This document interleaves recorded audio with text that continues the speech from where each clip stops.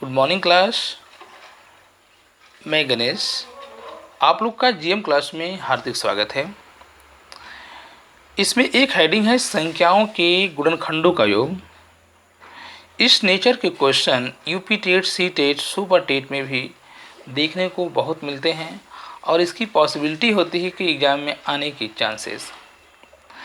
तो संख्याओं के गुणनखंडों का योग कैसे निकालते हैं, इसके लिए एक फार्मूला है। उस फार्मूला को प्रयोग करके हम आसानी से निकालेंगे। तो पहले क्या है, संख्याओं के गुणनखंडों का योग ज्ञात करने के लिए दी गई संख्या को अभाज्य संख्या के गुणनखंडों के गुणा के रूप में लिखना। जैसे निम्न सूत्र के द्वारा गुणनखंडों का योग ज्ञात करें।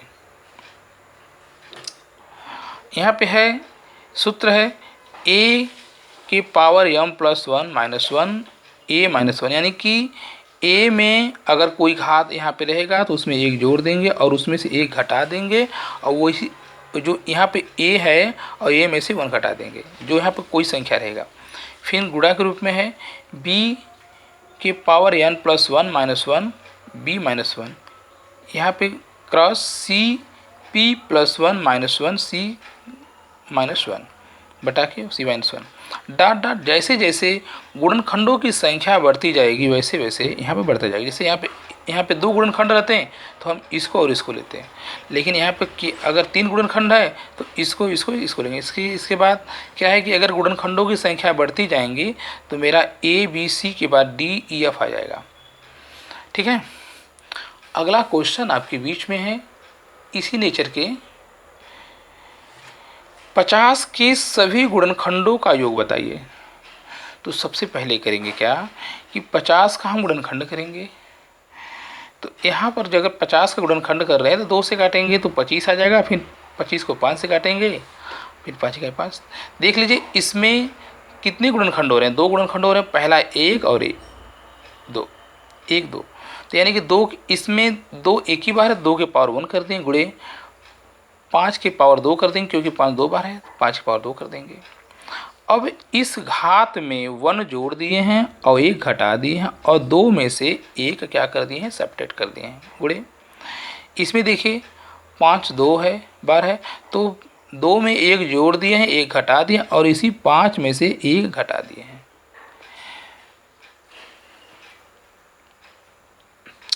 अब देखिए 2 का वर्ग होता है 4, 2 का वर्ग 4 होता है, -1 बटा के 1 गुणे 5 का क्यूब 125 होता है, -1 4 में से 5 में से 1 गया 4। ठीक, तो यहाँ पर 3 बचेगा, गुणे 125 में से 1 गया 24 बचेगा, 124 बचेगा। फिर 4 से कट कर दिए हैं, 4 3 12, 4 1 4, इसका मल्टीप्लाई कर दिए हैं तो यहाँ पर आपका 93 आ गया है। तो इस तरह के क्वेश्चन की पॉसिबिलिटी हमेशा बनी रहती है super TET, UP TET, C TET में। तो आप इसको ध्यान पूर्वक जरूर देखिएगा।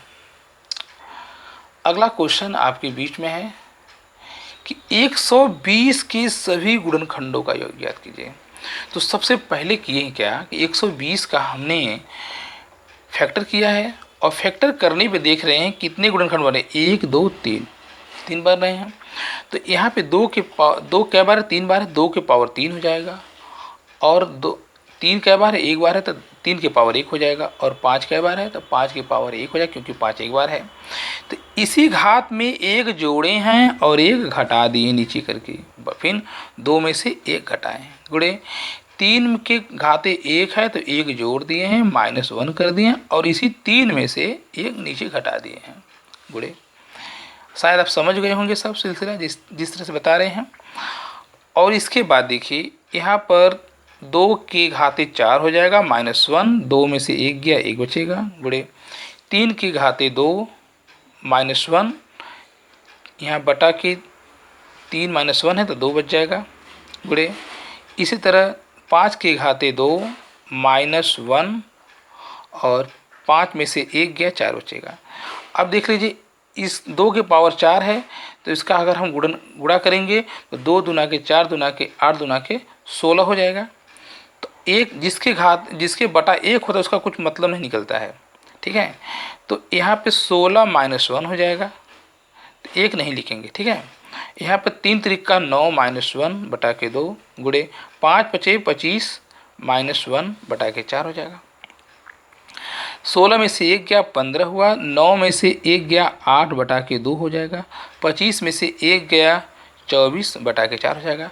अब देखिए 2 से कट गया 4 बेरी में, 4 से कट गया ये 6 बेरी में, 4 छंग 24 2 चौके 8, 15 गुणे 4 गुणे 6, 15 चौका 60, अच्छा 6 के 36 360। तो 120 के सभी गुणनखंडों का योग क्या होगा? 360 होगा। तो बहुत ही इम्पोर्टेंट क्वेश्चन है। आप इसको अगर ना समझ में आए तो एक बार जरूर कमेंट बॉक्स में कमेंट करिएगा, हम फिर दोबारा वीडियो लेकर आएंगे आप लोग के लिए।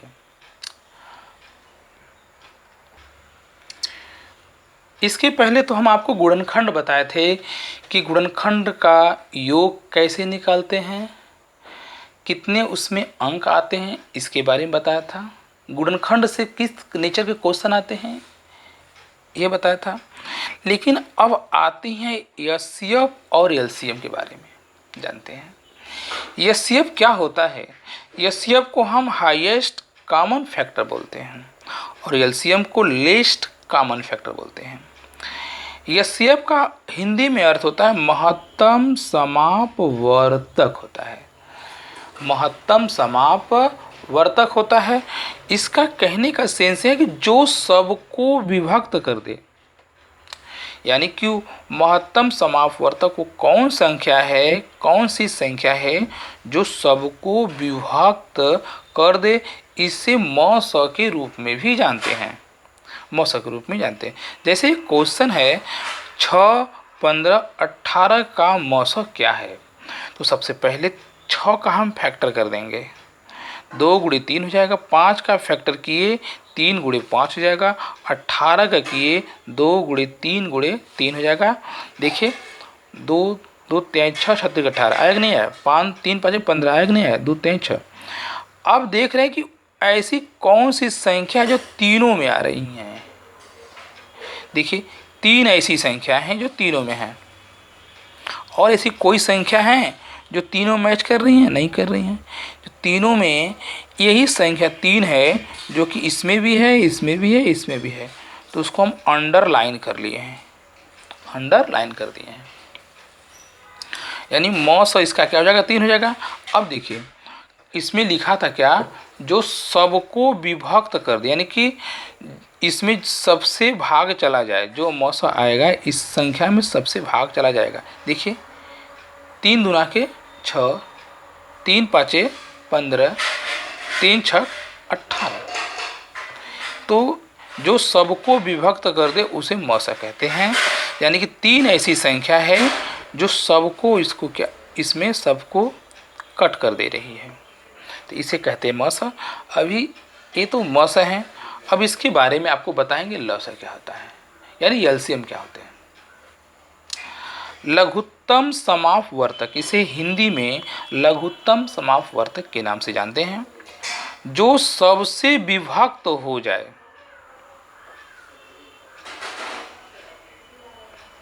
जो सबसे विभक्त हो जाए इसे ल स भी कहते हैं। थोड़ा सा यहाँ पे हमने कुछ नहीं बताया था, इसे हाईएस्ट कॉमन फैक्टर कहते हैं, एलसीएम को लीस्ट कॉमन फैक्टर बोलते हैं। ठीक है, यहाँ नहीं बताए थे आपको, लगता है इसकी हो गया था। एलसीएम है, एलसीएम को हम लघुत्तम समापवर्तक के नाम से जानते हैं, जो सबको विभक्त कर दे, जो सबसे विभक्त हो जाए इसे एलसीएम भी कहते हैं। ठीक है, जैसे क्वेश्चन है 6, 15 व 18 का लौसा क्या होगा, तो लौसा निकालने के लिए सबका फैक्टर एक साथ करेंगे। 6, 15 और 18 का फैक्टर एक साथ किए हैं। देखिए 2 से कट किए हैं, 2 3 6, 2 से 15 नहीं कट करेगा तो 15 उतार देंगे, 2 9 18। फिर 2 से इसमें कोई संख्या कट नहीं करेंगे क्योंकि इकाई में 0 2 4 6 8 नहीं आ रहा है। 2 से काटने का नियम बता चुके हैं इसके पहले वीडियो में, आप लोग देख लीजिएगा। फिर 3 से कट किए हैं, 3 इकाई 3, 3 5 15, 3 3 9। फिर 3 से 5 नहीं कट करेगा तो 5 उतार देंगे, 3 इकाई 3। फिर क्या होगा आपका फिर 5 जो संख्या बच रही हैं उसको डायरेक्ट 5 से कट कर देंगे, 5 इकाई 5 देखिए। और इसमें क्या है, इसका पूरा गुणनखंड कर लेंगे, इस पूरे का क्या कर लेंगे, गुणनखंड कर लेंगे। फिर 2 गुणे 3 गुणे 3 गुणे 5 हो जाएगा, जो संख्या यहाँ पे आए हैं कट किए हैं। 2 3 6 6 3 18 18 5 90 90। अब जो हम बताए थे इसके पहले, जो सबसे विभक्त हो जाए उसे लसा भी कहते हैं। देखो 6 से कट रहे हैं, काट कर रहे हैं 90 को, 6 इकाई 6 बचा 3, 30 हुआ, 6 5 30, 15 छक्का 90, 18 5 90। तो 90 ऐसी संख्या हैं जो 6 से भी विभक्त हो रही हैं, 15 से भी कट कर रही हैं, 18 से भी विभक्त हो रही हैं। अब अगला अब किस तरह के क्वेश्चन आपकी परीक्षा में बनेंगे इसके बारे में बता रहे हैं। साधारण प्रश्न है, साधारण प्रश्न पर साधारण ल स और म स ज्ञात करना, इस तरह के क्वेश्चन बनेंगे एग्जाम में। घातों का ल स और म स ज्ञात करना, भिन्नों का ल स और म स ज्ञात करना, और दशमलव का ल स और म स ज्ञात करना। इस नेचर के क्वेश्चन एग्जाम में आपको देखने को मिलेंगे और हमेशा आते रहते हैं। इसकी पॉसिबिलिटी हमेशा रहती है आने की, चाहे यूपी टेट हो, चाहे सी टेट हो, चाहे सुपर टेट हो।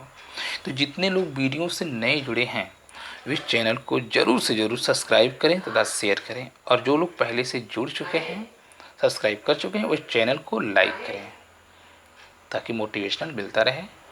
धन्यवाद। कल आप लोग के बीच में साधारण ल स और म स ज्ञात करना, किस तरह से ज्ञात करना है उसको विस्तृत बताएंगे। तब तक के लिए इजाज़त, धन्यवाद।